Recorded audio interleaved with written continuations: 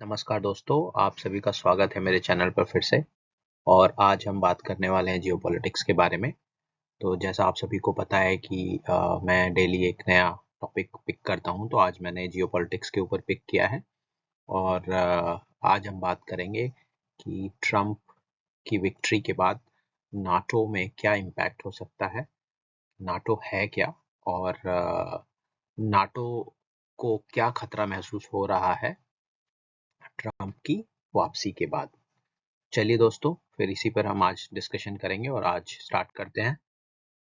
तो सबसे पहले हम स्टार्ट करने से पहले हम अगर बात करें तो हम बताना चाहते हैं कि नाटो से रिलेटेड कुछ जो क्वेश्चंस पूछे जाते हैं एग्जामिनेशंस में, तो वो बेसिकली अगर आप देखें ऐसे राइटिंग या फिर प्री या फिर मेंस में, तो इसके ऊपर काफ़ी क्वेश्चंस पूछे गए हैं पहले भी।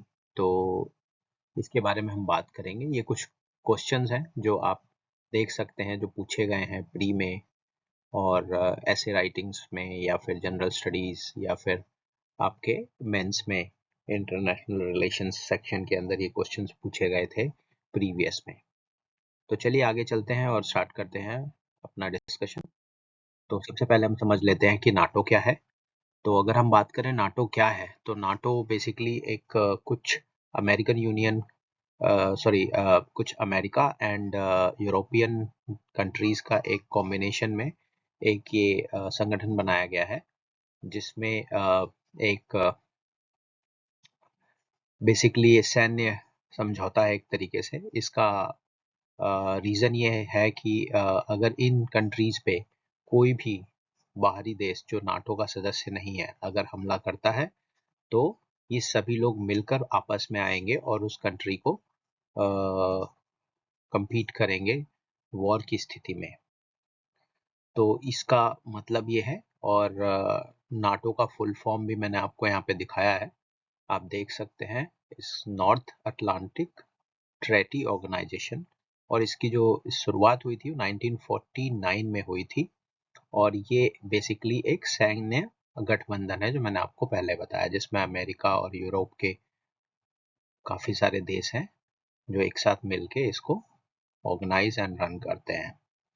अच्छा, हमारा मुद्दा था कि ट्रम्प के सत्ता पे आने के बाद नाटो में तनाव बढ़ गया है, तो उसका क्या कारण है। तो हम अगर बात करें इस पॉइंट पे, तो बेसिकली ट्रम्प का मानना यह है कि अमेरिका जो है नाटो में ज़्यादा कंट्रीब्यूट करता है in terms of expenses, whereas बाकी की जो यूरोपियन कंट्रीज हैं उनका जो कंट्रीब्यूशन है वो कम है। तो इसी चीज़ को लेकर इससे पहले वाले कार्यकाल में ट्रम्प ने काफ़ी अपने सवाल उठाए थे।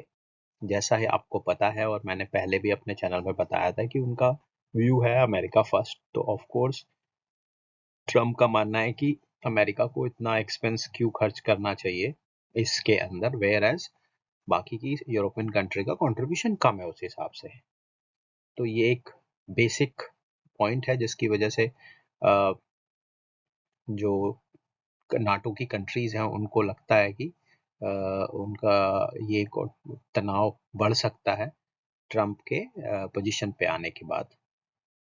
तो अभी हम बात करेंगे, जो ऐसा मैंने आपको बताया, अगेन वही बात आ जाती है अमेरिका फर्स्ट जो मैंने आपको बताया, उसी चीज़ को ध्यान में रखते हुए ऑफ कोर्स उनका दृष्टिकोण यही रहेगा कि जितने भी नाटो की यूरोपियन कंट्रीज हैं वो अपना कंट्रीब्यूशन बढ़ाएं, अपना रक्षा बजट को इंक्रीज करें। ये एक मेन पॉइंट है जहाँ पे ट्रम्प चाहते हैं। और मुझे लगता है, जहाँ तक अगर मैं बात करूँ, तो ये चाहते हैं कि वो अपने रक्षा बजट को एटलीस्ट 3% तक लेकर जाएं। तो ये इम्पोर्टेंट है, जिसकी वजह से नाटो और ट्रम्प के आने के बाद से ये इम्पैक्ट चेंजेस आ सकते हैं। और बाइडन की अगर हम बात करें तो बाइडन का दृष्टिकोण ऐसा नहीं था। वो जो कॉन्ट्रैक्ट इन सब कंट्रीज का मिलके बना हुआ है उसी को वो फॉलो कर रहे थे।